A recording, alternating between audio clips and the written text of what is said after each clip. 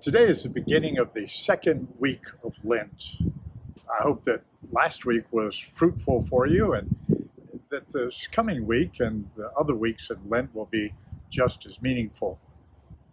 We are using for our devotion in Lent the Living Compass, Living Well Through Lent, and this year's theme is letting go with all your heart, soul, strength, and mind.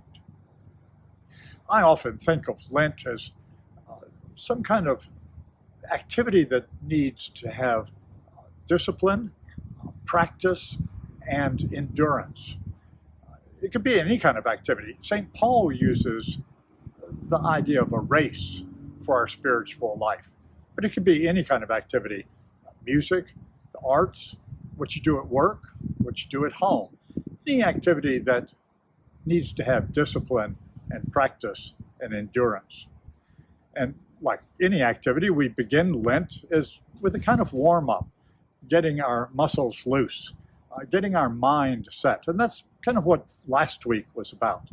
This week we get into the settled rhythm of Lent. The theme for the second week in Lent in our devotion is letting go of hurt and disappointment.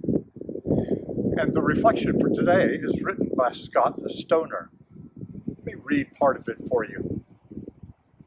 This week's theme focuses on letting go of hurt and disappointment. Each of us inevitably experiences hurt and disappointment in our lives. Bill Miller wrote in Yesterday, that would have been Sunday's reflection, about how hurt and disappointed he and his wife were when a seemingly ideal ministry call suddenly was denied by factors outside their control.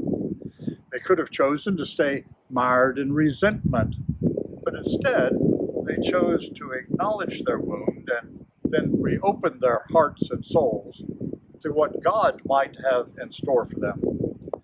What is not inevitable, like disappointments and hurts are inevitable, but what is not inevitable, but rather a choice, is whether we will decide to hold on to our injuries or to let them go.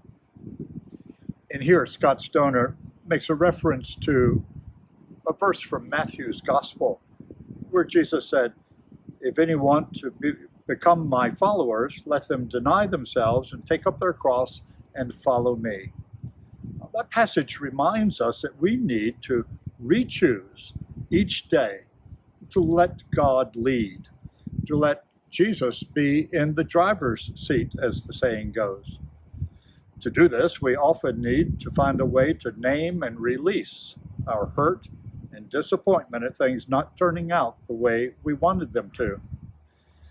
And so we invite you to join us this week as we examine how we can let go of both old and recent hurts, that they may be blocking us from fully living the life that God desires for us.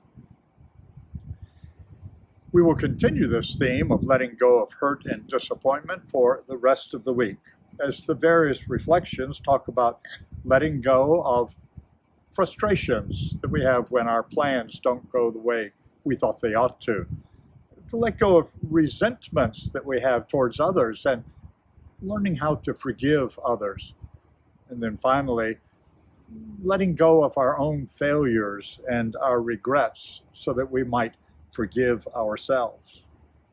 It's the second week of Lent, and really it's all about making room, letting go of things and making more and more space in our lives to let God dwell there and to lead us.